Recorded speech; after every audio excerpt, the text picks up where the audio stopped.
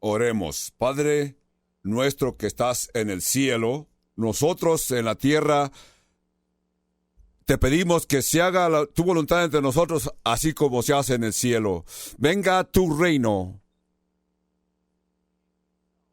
Que sea como, y que entendamos que el Rey mismo está dando la orden para que nosotros esta noche te honremos aquí en este grupo. Este grupo sediento de oír tu verdad, no solamente la verdad que vemos en papel, tinta en blanco y negro, sino que entendamos lo que tu corazón desea y tu corazón habla a nuestro corazón personalmente.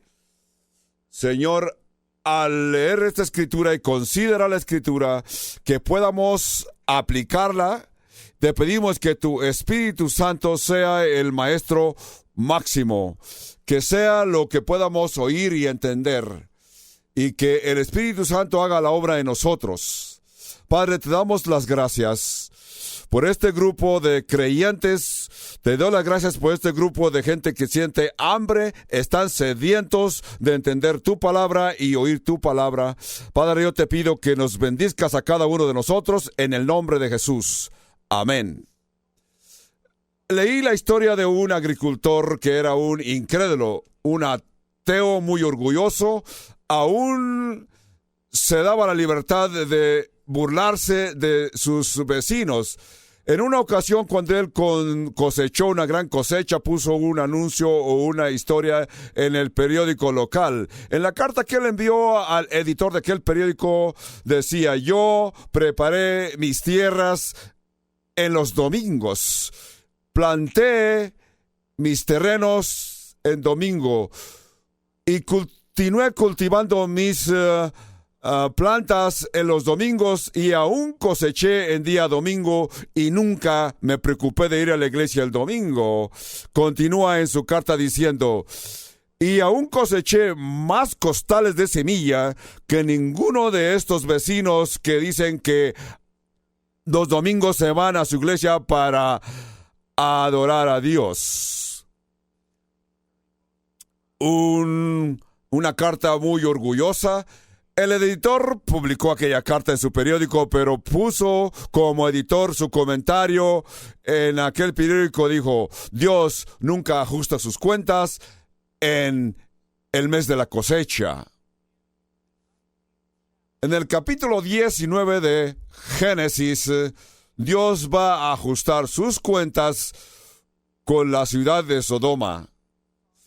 Sodoma y Gomorra, como ya entendemos, las ciudades que por esa palabra, por su propio término, el término Sodoma, ha venido a ser un grupo de gente maligna. La Biblia nos dice que Dios es despacio en su ira. Debemos de estar contentos por eso. Dios no se enoja porque Él no desea que nadie se pierda, sino que todos vengan al arrepentimiento. Sabemos que Dios es misericordioso, amoroso, pero Dios llega a un punto que tiene que actuar con justicia. Y es lo que vamos a ver en este capítulo 19 de Génesis.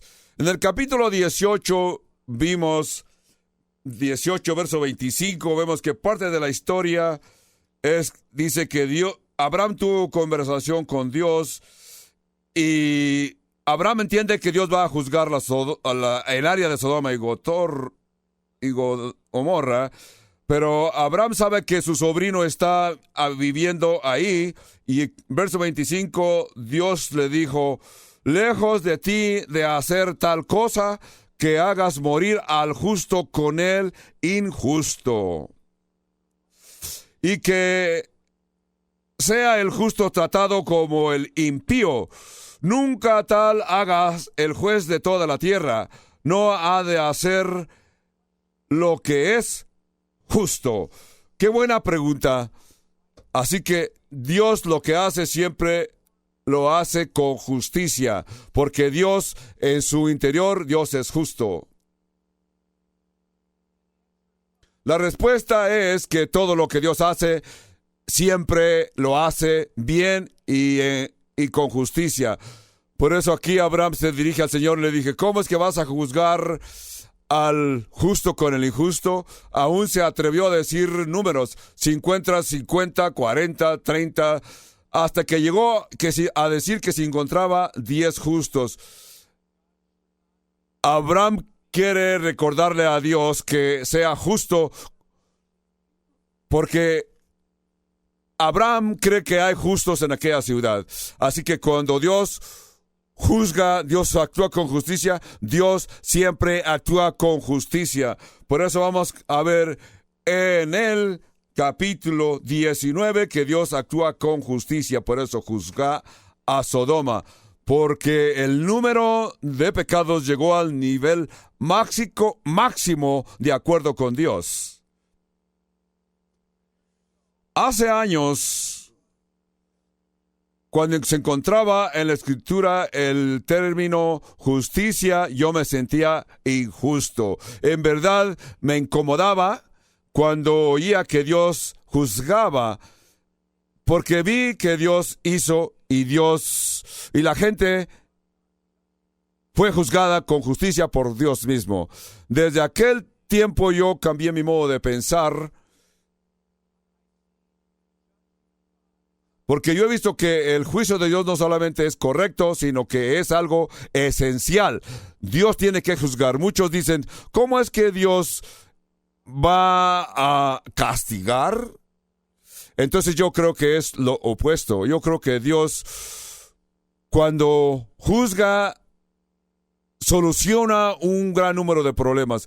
¿Cómo te sintieras cuando tú lees el periódico, o abres el televisión, o oyes en la radio de que hay tantos individuos malignos que molestan niños, aún asesinan gentes? O cuando tú oyes esto, ¿no te sientes incómodo? Tu sangre se calienta porque Dios no juzga. ¿A poco no deseas que Dios haga algo? O la justicia, los encargados de juzgar en nuestros días deben de juzgar con justicia. Deben de hacer algo para detener toda esa malignidad que vemos en los periódicos y que esto sucede en diferentes partes del mundo todos los días. Así que si Dios no juzga últimamente toda esta gente maligna, entonces esto significaría y diría que Dios no es justo, que Dios sería inmoral, totalmente ignora juzgar a los malignos. Así que tiene que haber juicio. Ya que Dios es el creador, entonces Dios pone los reglamentos de qué es bueno y qué es malo. Entonces Dios aún nos permite a algunos jueces de la tierra que juzguen al maligno y lo castigue con justicia. Por eso es que Dios nos da la libertad de juzgar a todas las culturas. Yo hice una encuesta acerca de las palabras que Dios usa para asociar juicio, malignidad. Por ejemplo, la palabra amor, que está asociada con Dios y se usa aquí en la Escritura, la encontramos en las Escrituras 360 veces. La palabra gracia se encuentra 148 veces. La palabra misericordia se encuentra 282 veces. La palabra paz se encuentra en la Escritura 397 veces. Todos estos son atributos y actividades que usa nuestro hermoso Dios. También busqué la palabra juicio, porque está relacionada con los atributos y juicios de Dios. La encontré 188 veces. Juicios 190 veces. Justicia, que es plural, se encuentra 122 veces en las Escrituras. Así es que este es un tema que aparece como por 500 veces, que se relaciona con el juicio de Dios. Si te sientes incómodo con este término ahora, así que vas a tener que ir a la Biblia y encuentras muchas veces, y vas a encontrar este término una y otra vez. Tengo que decirte que nuestro Dios, nuestro juicio Dios, usa el juicio de Dios en el Nuevo Testamento para referirse a Sodoma y Gomorra para ilustrar lo que Dios va a volver a hacer al fin de los tiempos. Lo voy a leer, ustedes no tienen que leerlo, pero lo encuentran en el capítulo 17 de Lucas. Vamos a leer del verso 22 en adelante. Y dijo a sus discípulos: tiempos vendrán cuando desearán ver uno de los días del Hijo del Hombre y no lo veréis. Y os dirán: helo aquí o helo allá, no vayáis ni lo sigáis, porque como el relámpago que al fulgurar resplandece desde un extremo del cielo hasta otro, así también será el Hijo del Hombre en su día. Primero es necesario que padezca mucho y sea despreciado por esta generación. Como fue en los días de Noé, así también será en los días del Hijo del Hombre. Comían, bebían, se casaban y se daban en casamiento hasta el día que entró Noé en el arca y vino el diluvio y los destruyó a todos. Asimismo, como sucedió en los días de Lot, comían, bebían, compraban, vendían, plantaban, edificaban, cosechaban, muy satisfechos. Mas el día en que Lot salió de Sodoma, llovió del cielo fuego y azufre y lo destruyó a todos. Así será el día en que el Hijo del Hombre se manifieste. En Sodoma, los días eran comunes. Los dueños de sus tiendas abrían sus tiendas. El restaurante Starbucks estaba lleno de gente. Servían capuchino, ese sabroso expreso.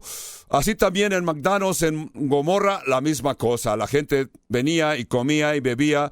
Pero el día siguiente hubo una destrucción completa y total. Vamos a ver esta historia en el capítulo 19, verso 1 de Génesis.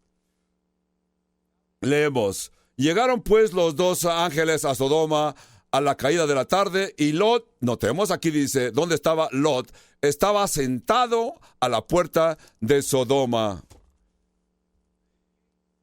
La puerta de la ciudad no era como una puerta que vemos en aldabas que se abre. Aquí esta puerta de Sodoma era como un corral, un departamento construido de adobes, ladrillos. En este cuarto, los que juzgaban se ocupaban y ocupaban lugares de poder, se sentaban en aquella puerta. Así que vemos que Lot no solamente vivía en Lot, sino que estaba actuando como uno de los dirigentes de aquella ciudad, uno de los importantes de aquella ciudad. No solamente vivía allí, sino ya es un personaje importante, hace decisiones.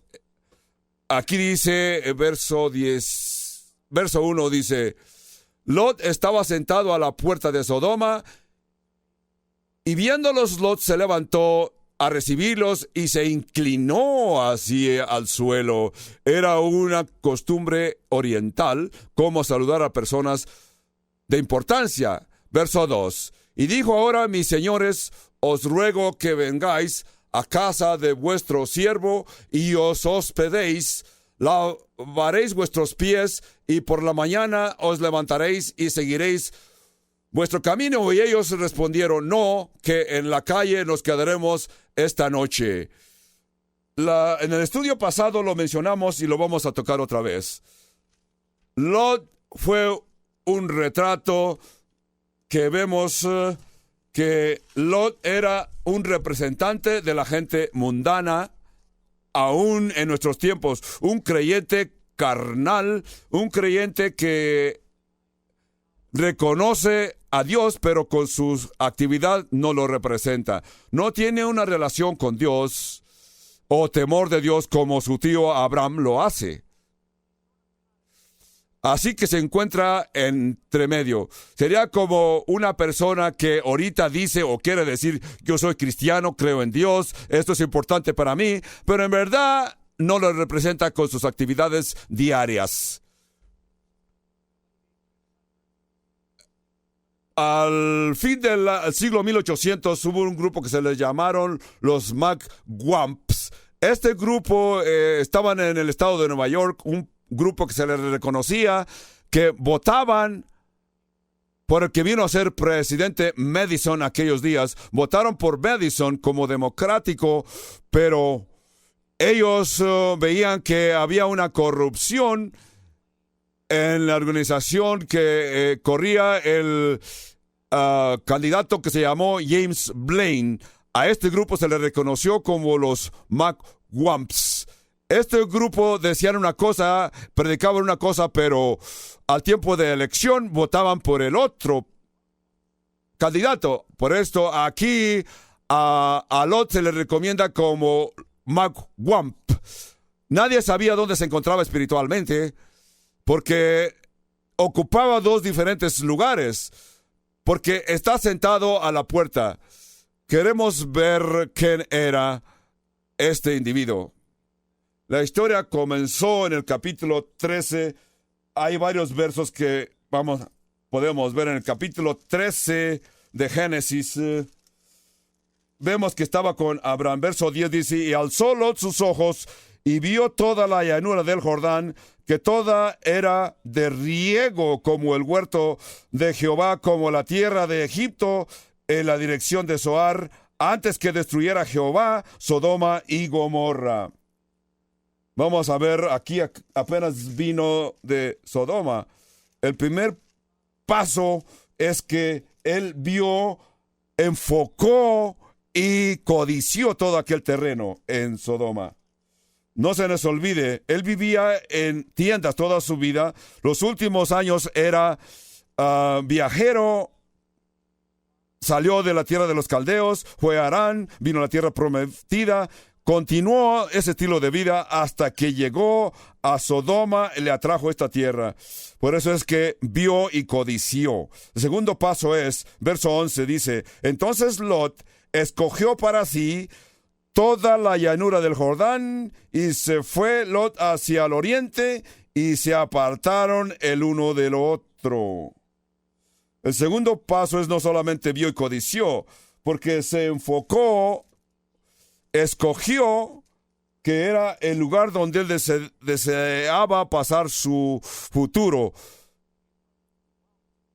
El otro paso es que él habitó en la tierra de Canaán, y vino de los dos se separaron, y él vio, codició, le llamó la atención. Capítulo 14, verso 12, vemos también, y dice, aquí vemos la guerra entre los reyes, que de lo que hablamos en el estudio pasado. Estos reyes tomaron también a Lot, hijo del hermano de Abraham, que moraba en Sodoma, y sus bienes, y se fueron. Es el verso 12. Entonces, vemos que él se movió y se fue moviendo poco a poco, hasta que vemos en el verso 1 del capítulo 19 que ahora Lot está en una posición de liderazgo. Está sentado a la puerta tratando de influenciar los que venían a la ciudad. En el verso 2, como ya les dije, cada vez que veo que se menciona una cosa por primera vez, se los explico. La primera vez que encontramos la palabra casa en la Biblia es aquí, en este verso 2 del capítulo 19. Y dice aquí: y dijo ahora, mis señores, os ruego que vengáis a casa. Menciona, ya tiene casa de vuestro siervo, y hospedéis ahora. Lot ya es propietario de casa, ya no vive en tiendas, ya se estableció. Esto es importante porque en el pasado, en nuestros estudios pasados, vimos el contraste entre Abraham y Lot. Ese contraste continúa.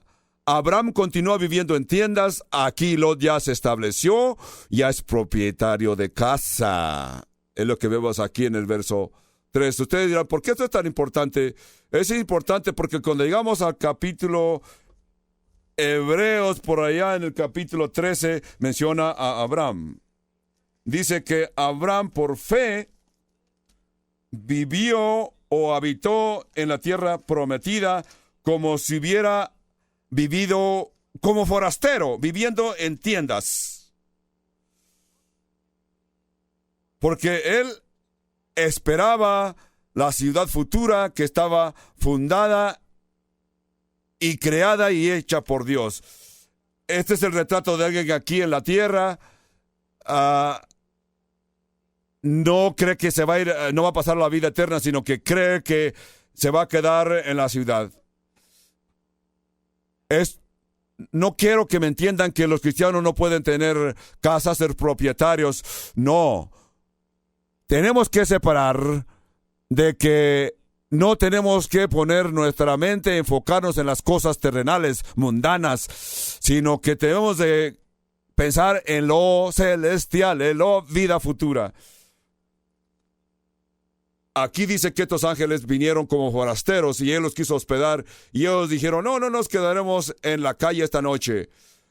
Dice aquí, mas él porfió con ellos mucho y fueron con él y entraron en su casa. Entraron en su casa, aquí está claro, verso 3.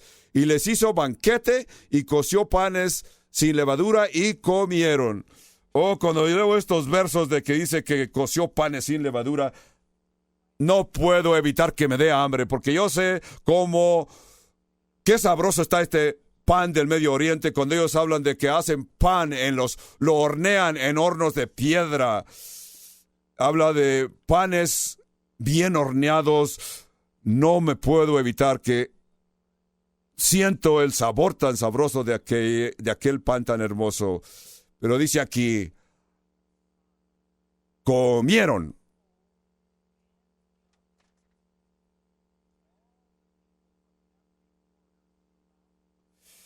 Verso 4 dice, pero antes que se acostasen, rodearon la casa los hombres de la ciudad, los varones de Sodoma, todo el pueblo junto desde el más joven hasta el más viejo, y llamaron a Lot y le dijeron, ¿dónde están los varones que vinieron a ti esta noche? Sácalos para que los conozcamos.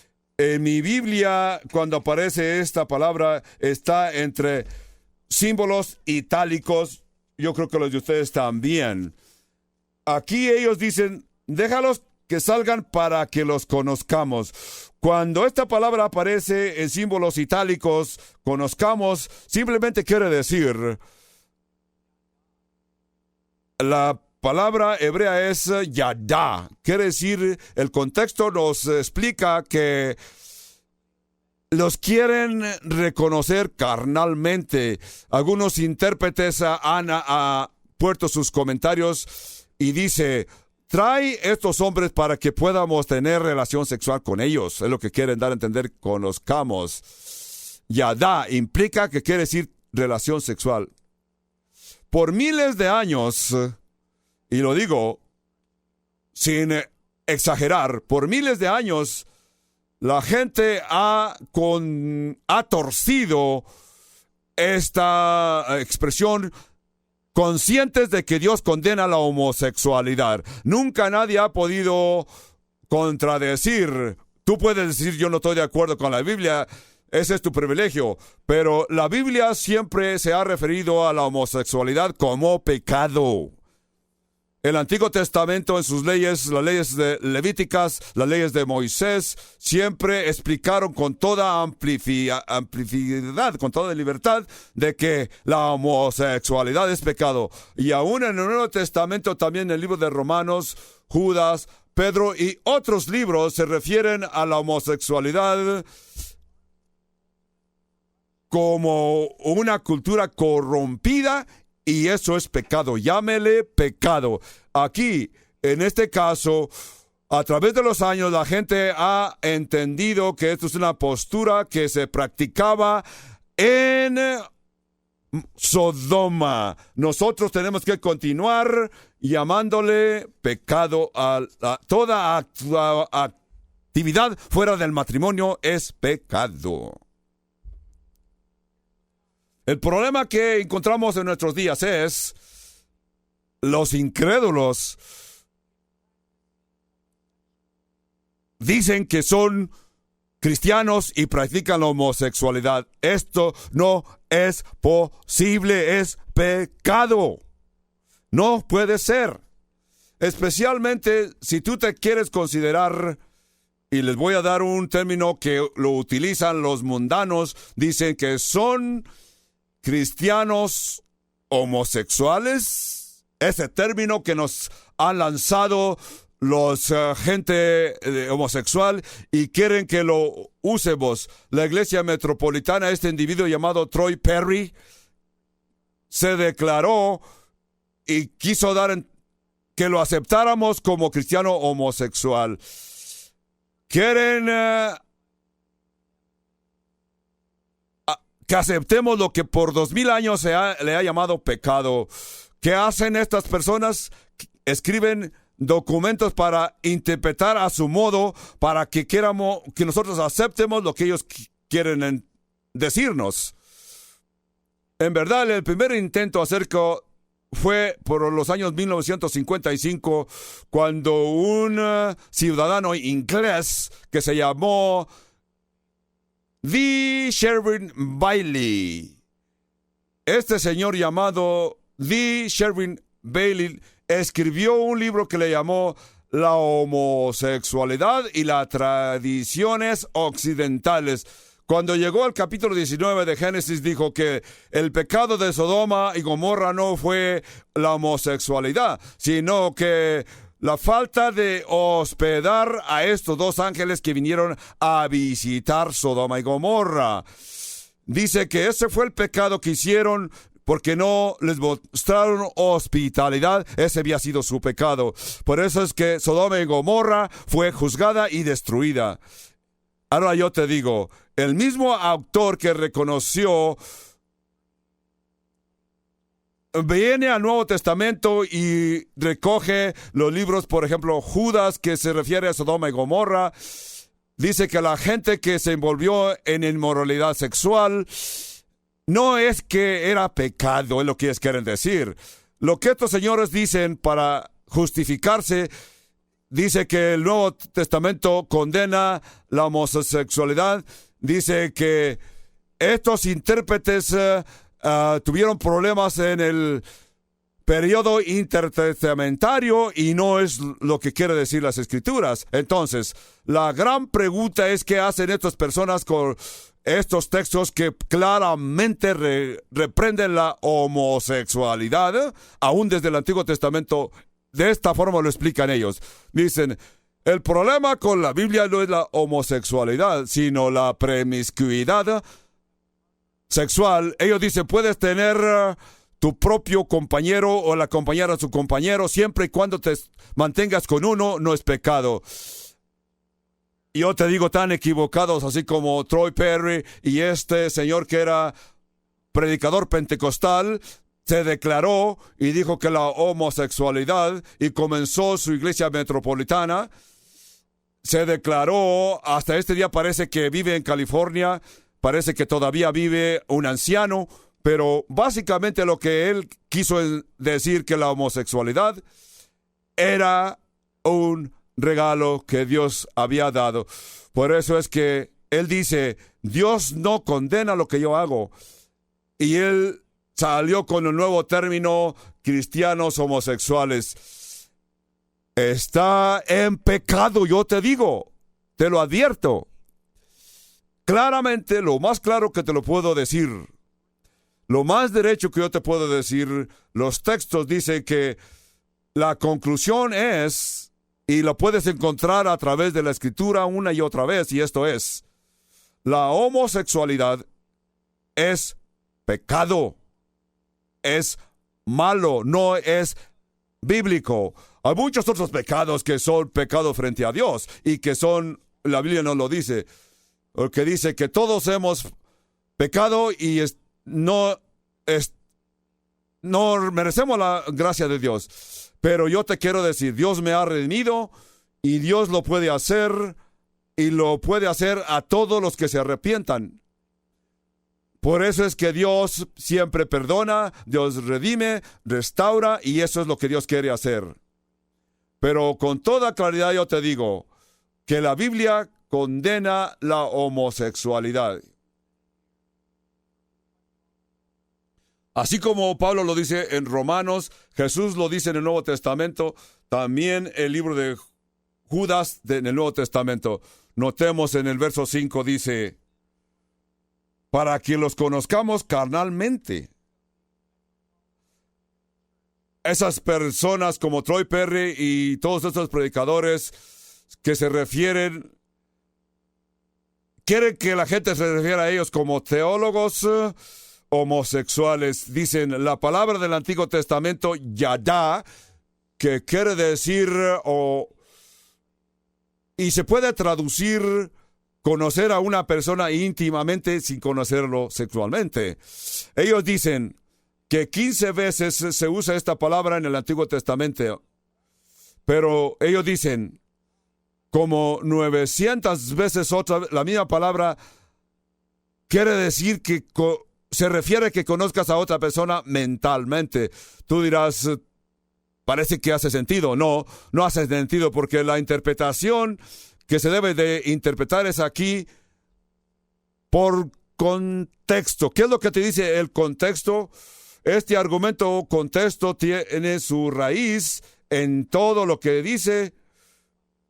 Por ejemplo, la palabra luz, que quiere decir naturalmente opuesto a la oscuridad, o lo opuesto a algo que no es pesado.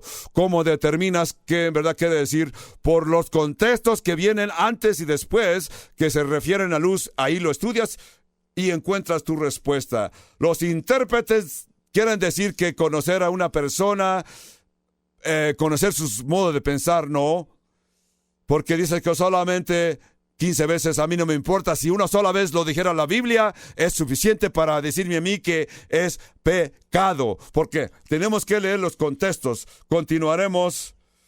Verso 6 dice, entonces lo salió a ellos a la puerta y cerró la puerta atrás. Sí, y dijo, os ruego, hermanos míos, que no hagáis tal maldad. He aquí ahora yo tengo 2 hijas que no han conocido varón. Os las sacaré fuera y haced de ellas como bien os parezca. Solamente que a estos varones no hagáis nada, pues que vinieron a la sombra de mi tejado. Vean que locamente Lot dice que sus hijas no han conocido varón. Es lo que dice aquí en el verso 8. ¿Ustedes creen quiere decir que ellos en toda su vida nunca habían mentalmente tenido conversación con un hombre humano? Eso se ve estúpido, es ridículo. Naturalmente que quiere decir ya, que no habían tenido relación sexual con ellos.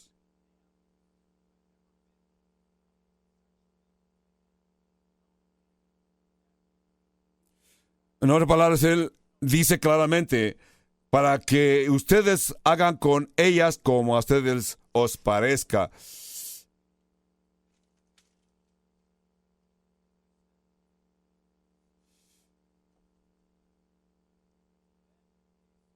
El verso 9 nos dice, y ellos les respondieron, quita allá. Y añadieron, vino este extraño para habitar entre nosotros, y habrá de erigirse en juez o como juez. Ahora te haremos más mal que a ellos. Y hacían gran violencia al varón Lot, y se acercaron para romper la puerta. Yo no quiero que me entiendan que él se portaba mal. En aquellos tiempos, en el Oriente, el hospedar a alguien era tan sagrado que cuando tú hospedabas a alguien en tu casa, tenías la responsabilidad de protegerlos, aunque peligrara tu vida. Así que aquí Lot es bien sinceramente, toma la responsabilidad con estas personas que él hospedó. Aquí nos muestra de que Lot ha vivido en Sodoma, es un líder y se ha acostumbrado y no quiere ofenderlos. Es el punto que vemos aquí. Yo les diría que es muy difícil vivir en una cultura que tiene sus valores contra de los valores bíblicos, y esa cultura no quiera envolverte en esa mentalidad. Es difícil mantener este balance.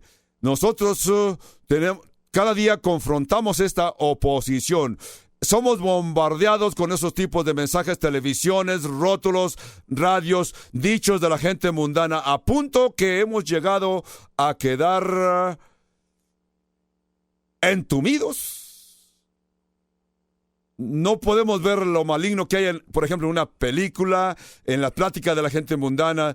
Tú dices, podemos ver esta película, a cabo no tiene mucho que ver, no nos va a confundir.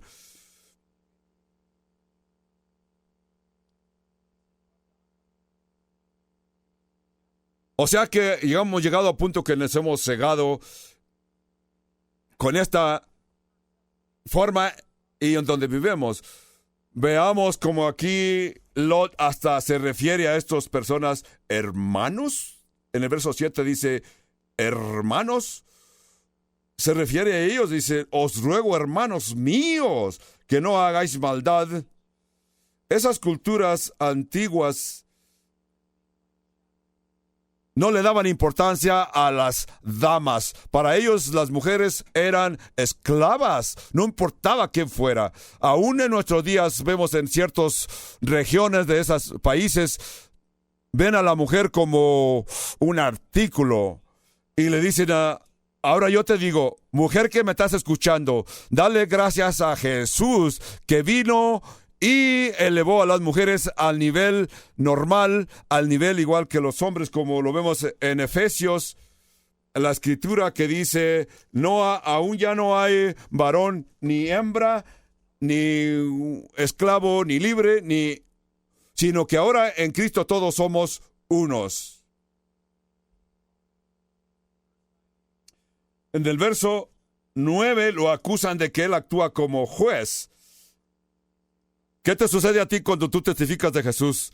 La gente que le testificas te reclama inmediatamente, te juzga de que lo estás juzgando. Tú lo has sobrevivido. Y si no lo has experimentado, inténtalo.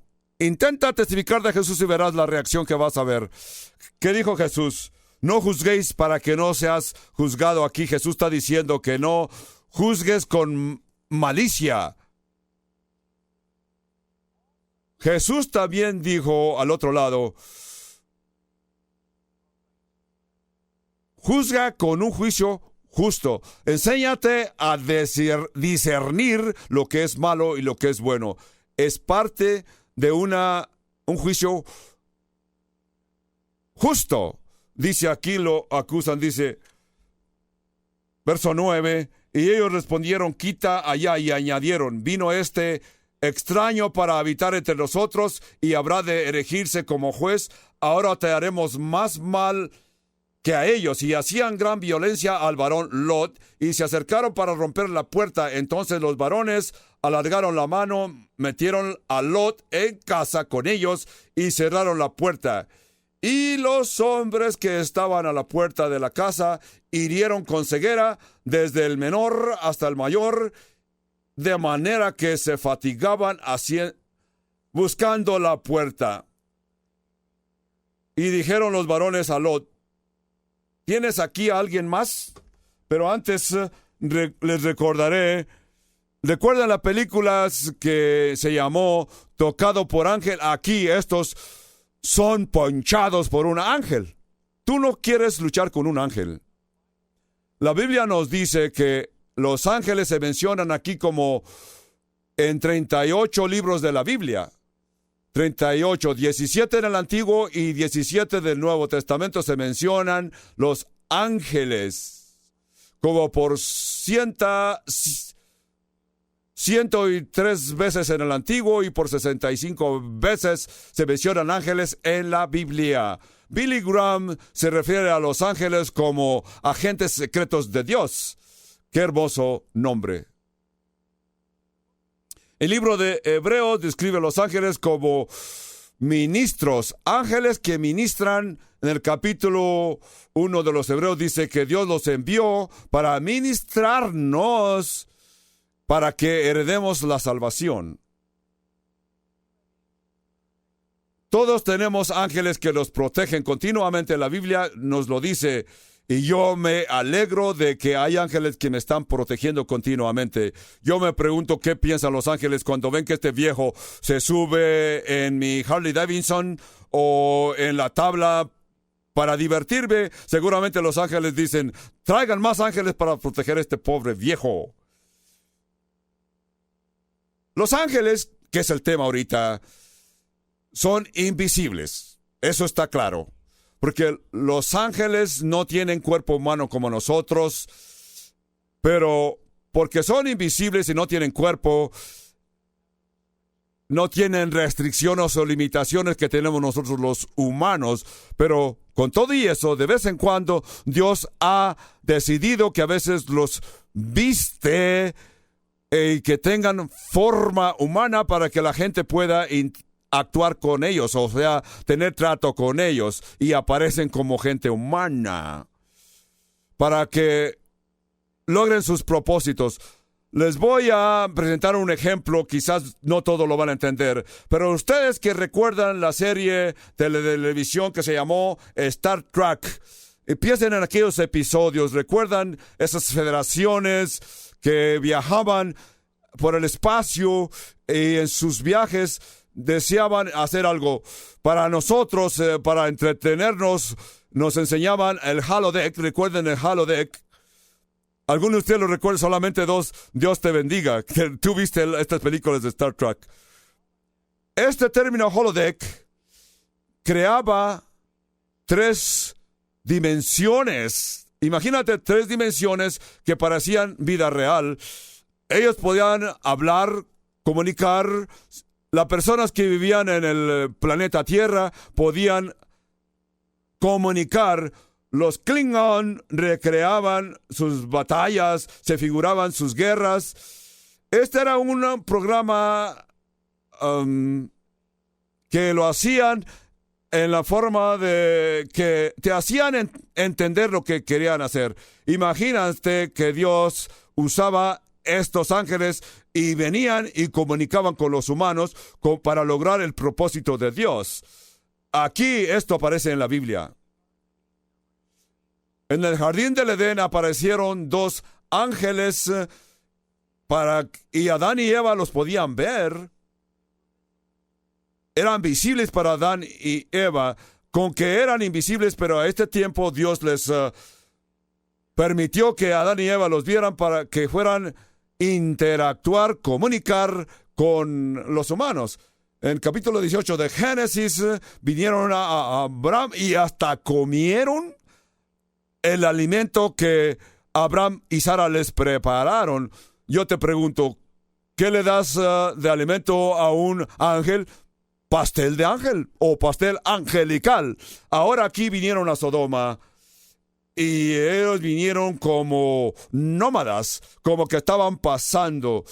Algo aquí al poder angelical. En Segunda de Reyes, en el capítulo, por ahí como por el capítulo 18, vinieron al rey Ezequías. Y ellos oraron juntos con el rey Sennacherib, dijeron, oh, por favor, pidieron a Dios y Dios les contestó su oración y al día siguiente les envió un ángel. El ángel de Jehová vino al campamento, dice que mató a 185,000 asirios.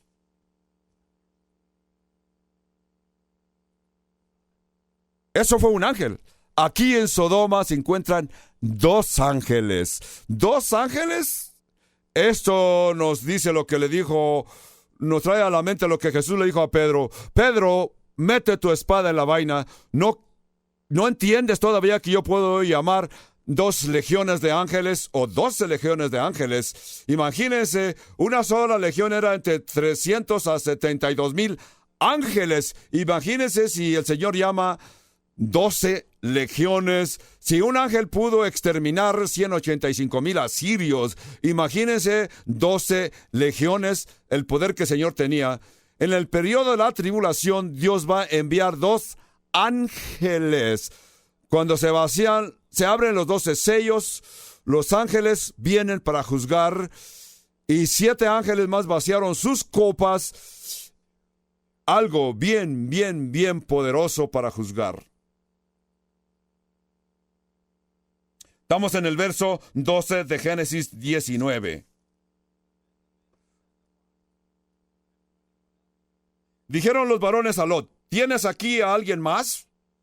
Yernos, y tus hijos, y tus hijas, y todo lo que tienes en la ciudad, sácalo de este lugar, porque vamos a destruir este lugar, por cuanto el clamor contra ellos ha subido de punto delante de Jehová. Por tanto, Jehová nos ha enviado para destruirlo. Entonces salió Lot y habló a sus yernos, los que habían de tomar sus hijas. Como ya vimos, seguramente que estos no son los que sus hijas conocieron. Obviamente son los que habían conocido a sus hijas. Y les dijo: salid de este lugar, porque Jehová va a destruir esta ciudad. Mas pareció a sus yernos como que se burlaba. ¿Por qué ellos sintieron como que se burlaba? Porque ya conocían el estilo de vida de Lot. Es como este hombre no tenía testimonio frente a los novios de sus hijas, que se preguntan: ¿qué estás diciendo? Les parecía que se burlaba. Verso 15. Al rayar el alba, los ángeles daban prisa a Lot diciendo: levántate, toma a tu mujer y tus 2 hijas que se hallan aquí, para que no perezcan en el castigo de la ciudad. Y deteniéndose él, los varones asearon de su mano y de la mano de su mujer y de la mano de sus 2 hijas, según la misericordia de Jehová para con él, y lo sacaron y lo pusieron fuera de la ciudad.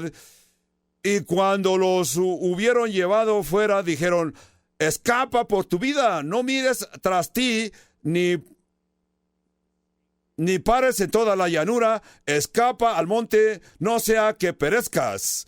Pero Lot les dijo: yo os ruego, señores míos, he aquí ahora he hallado vuestros siervos gracia en vuestros ojos, y habéis engrandecido vuestra misericordia que habéis hecho conmigo, dándome la vida. Mas yo no podré escapar al monte, no sea que me alcance el mal y muera.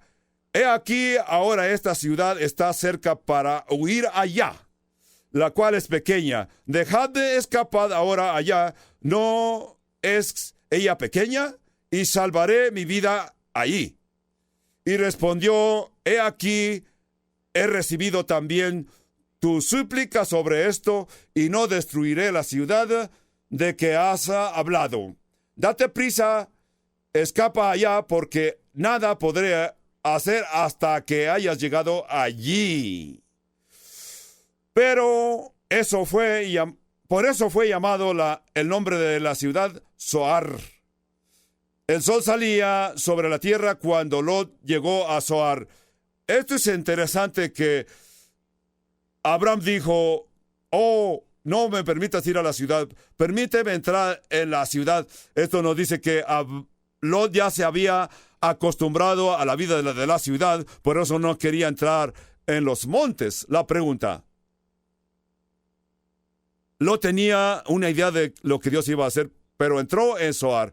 Verso 22 dice que le dijo: date prisa, escapa allá, porque nada podré hacer hasta que hayas llegado allí.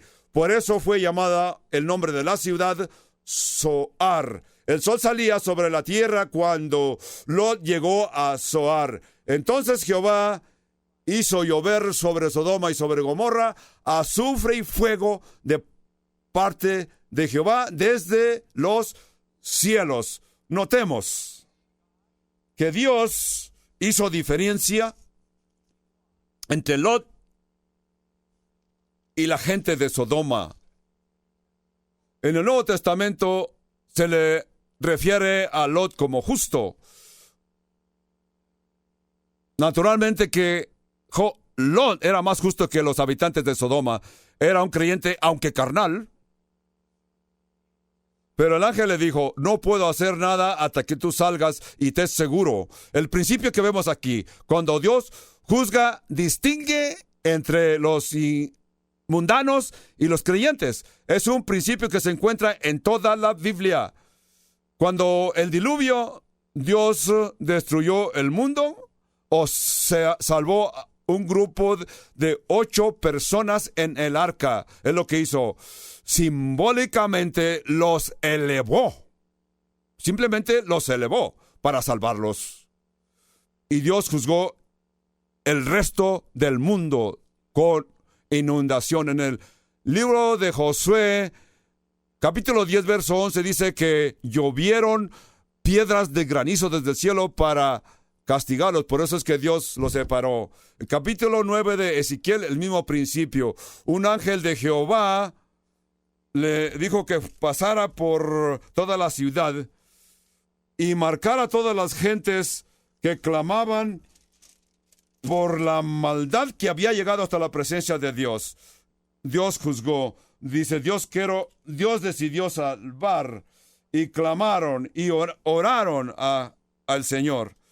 En el capítulo 7 de Apocalipsis se les puso una marca en la frente a 144,000 de judíos creyentes para guardarlos seguros en el periodo de la tribulación. Y yo les aseguro que el rapto de la iglesia, reconociendo el carácter de Dios a través de la Biblia, va a tomar estos principios. La razón que nosotros nos aseguramos del rapto, sabemos que el rapto de la iglesia tomará lugar antes del juicio, porque Dios es el carácter. Dios dice, Jesús dijo que en la tierra sufriremos tribulación. Exactamente, ese es el castigo vendrá, porque el castigo vendrá de la presencia de Dios. Vamos con rapidez. Segunda de Pedro, capítulo 2, vemos lo que dice aquí. No tienen que leerlo ustedes.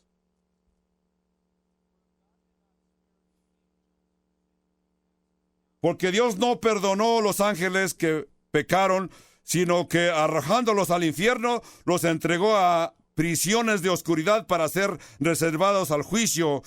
Y si no perdonó al mundo antiguo, sino que guardó a Noé, pregonero de justicia, con otras 8 personas, trayendo el diluvio sobre el mundo de los impíos, y condenó por destrucción a las ciudades de Sodoma y de Gomorra, reduciéndolas a ceniza y poniéndolas por ejemplo a los que habían de vivir impíamente, y libró al justo Lot, atribulado por la enfermedad, la nefanda conducta de los malvados, porque este justo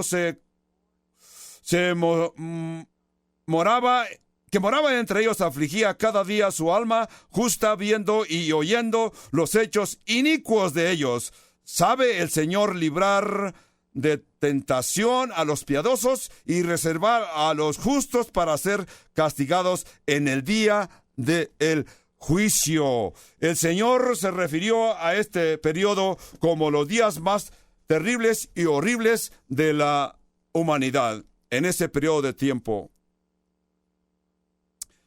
Verso 29.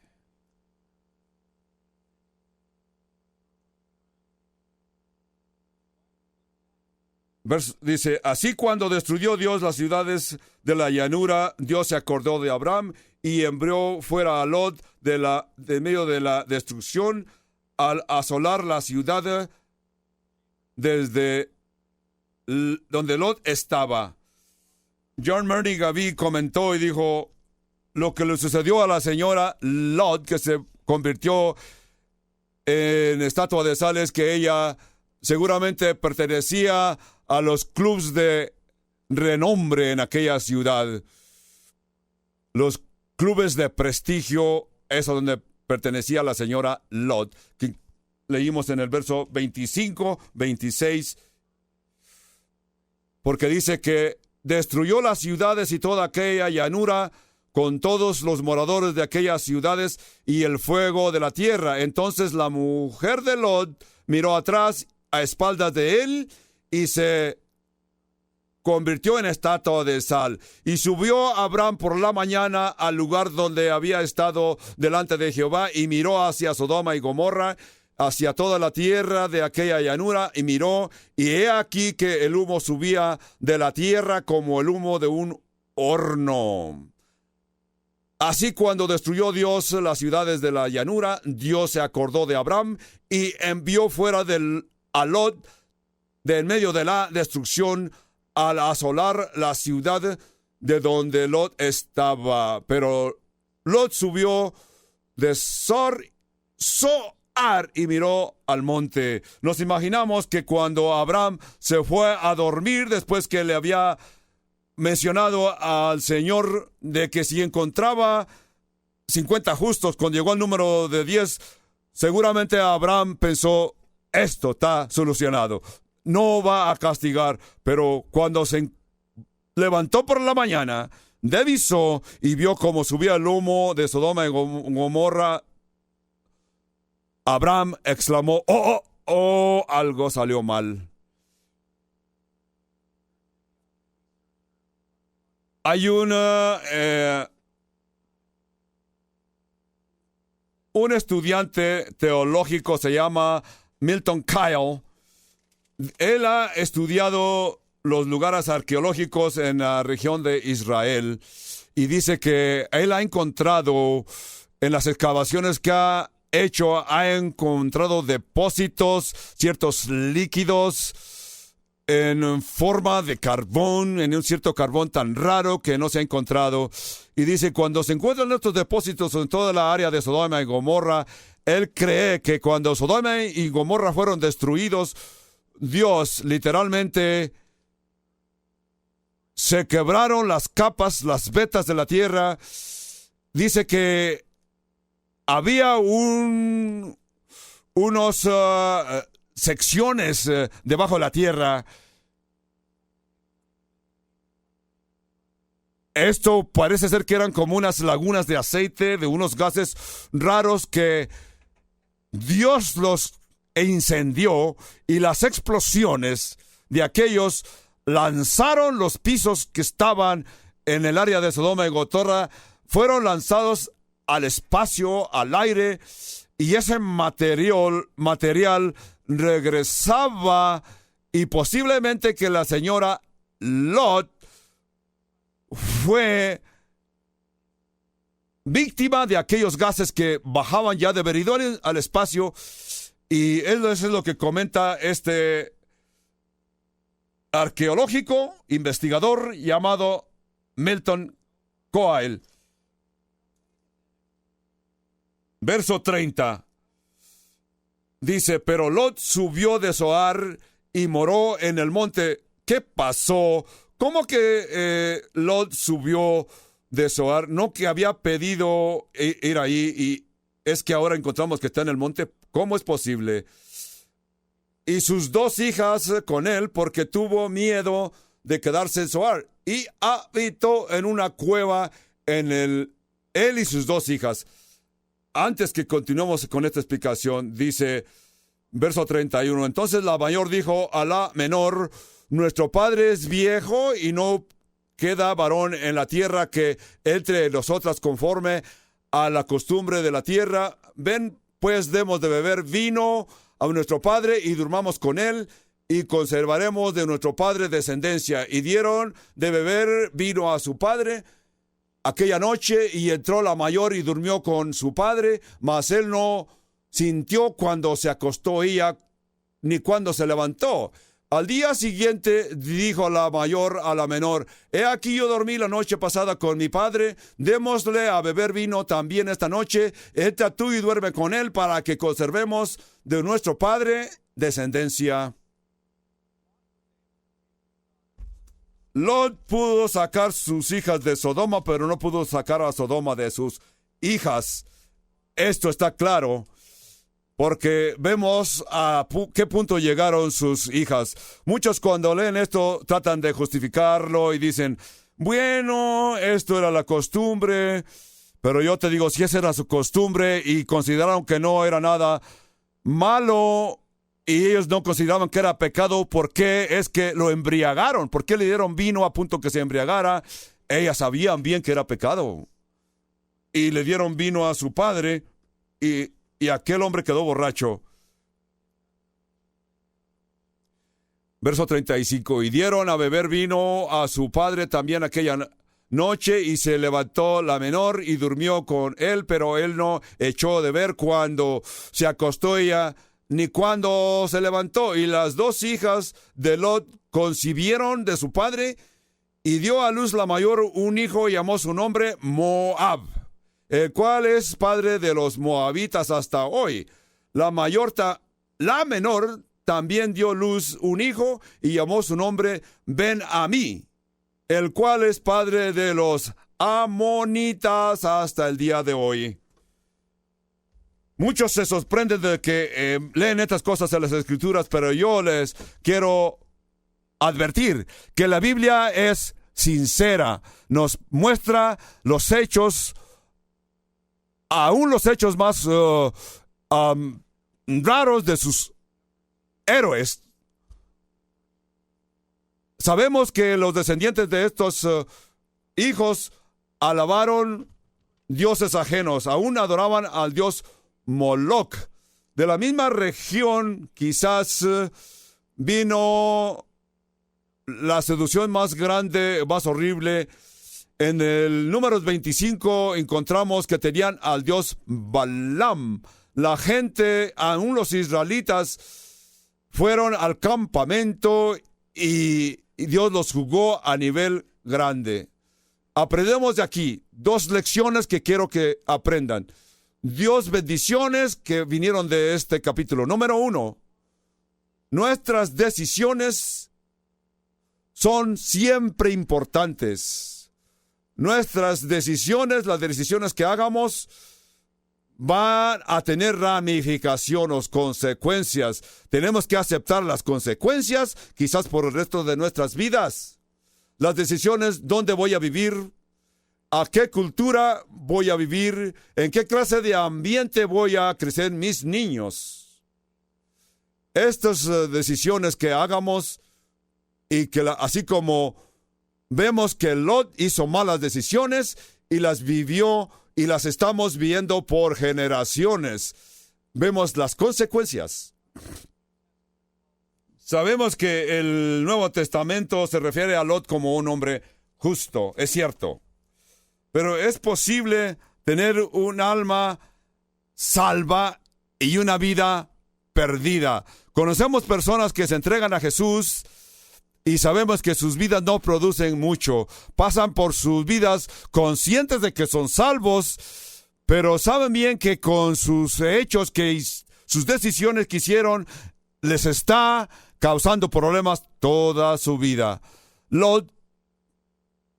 Abraham tenía una alma salva y una vida salva. Lot tenía una alma salva, pero una vida corrompida. Sufrió en su propia carne sus decisiones.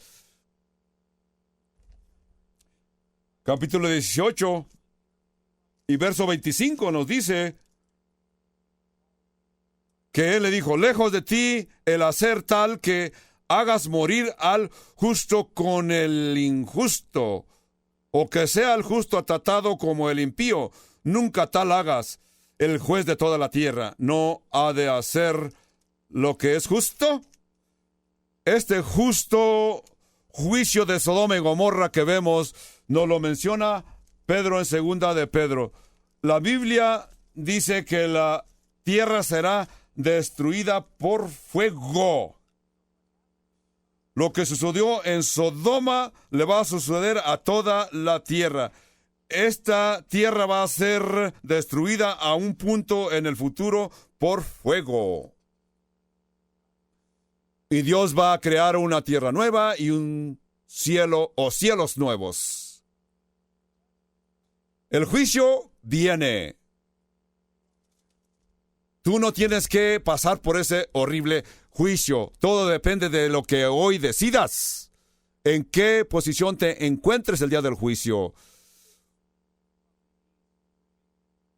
En los días que vinieron nuestros primeros padres a esta tierra americana y se establecieron en este planeta, en este país que hoy le llamamos Estados Unidos, un grupo que estaban pasando por una caravana de carretas, iban pasando por las planadas del Medio Oriente. De repente vieron a gran distancia un gran incendio que venía hacia ellos. Uno de los hombres que viajaban en aquella caravana rápidamente hizo una lumbre y se aseguró que había un círculo de lumbre, y así que aquellas personas quedaron en aquel círculo cuando ya había pasado el incendio. Cuando una de las jovencitas vio que el incendio se acercaba y clamó diciendo: todos vamos a perecer con este fuego. Él le dice: hija mía, no te preocupes, el fuego no va a llegar aquí, porque donde nosotros estamos, el fuego ya pasó. Eso es lo que te digo a ti. Si tú aceptas al Señor Jesucristo hoy, y el día del juicio te vas a encontrar donde el juicio ya pasó, porque yo te digo, hasta este punto, el espíritu maligno de este mundo ya fue juzgado cuando Jesús fue a la cruz. En el libro de Apocalipsis nos dice que vendrá un juicio. Oremos. Padre Celestial, sabemos que la Escritura nos dice de lo hermoso que nos sentimos cuando estamos estudiando. A este punto estamos pasando por las Escrituras, verso por verso, línea por línea.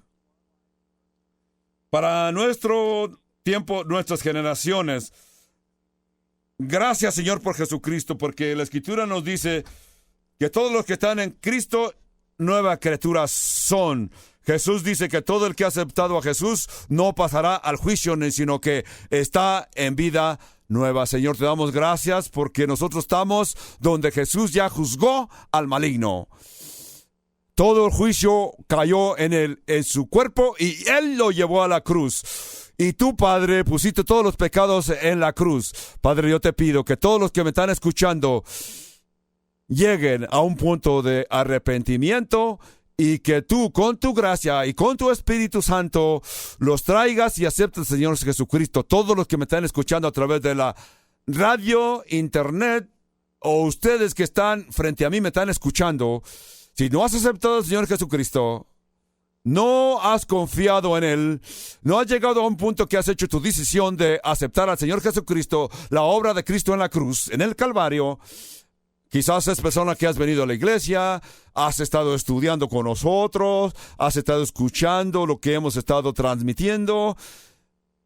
¡Qué bueno! Pero no has llegado a un punto personal con Jesucristo. Yo te pido hoy, es el día que aceptes al Señor Jesucristo para que esa lucha que hay dentro de ti no continúe. Tengas la experiencia de decir: soy salvo en Jesús, para que experimentes esa paz que sobrepasa todo entendimiento y ese amor de Dios.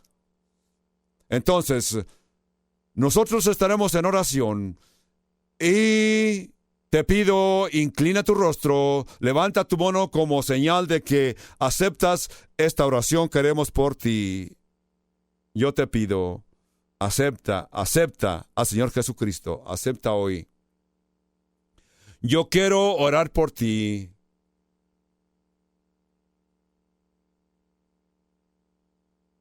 ¿Alguien más que me está escuchando? Por favor, acepta lo que te estoy diciendo. Vamos a orar por ti, oraremos por ti. Y yo deseo, mi mayor deseo es que seas bendecido. Padre, Señor Dios del cielo, por todos los que me están escuchando aquí frente a mí y los que me están escuchando a través de la radio, internet, donde quiera que me estén escuchando. Padre, yo te pido por todos esos que me están escuchando, te pido que te acepten, que quites esa cegatez de sus vidas, te acepten y que se entreguen a ti este día. Y así, si has hecho esta decisión tan importante, hoy yo te digo que clames y digas: Señor, yo sé que soy pecador, yo sé que he vivido una vida pecaminosa, por favor perdóname. Y yo creo que Jesús murió en la cruz y resucitó de entre los muertos, y Él llevó mis pecados a la cruz. Y ahora yo me retiro de aquella vida pecaminosa, vengo a ti y busco ayuda en ti.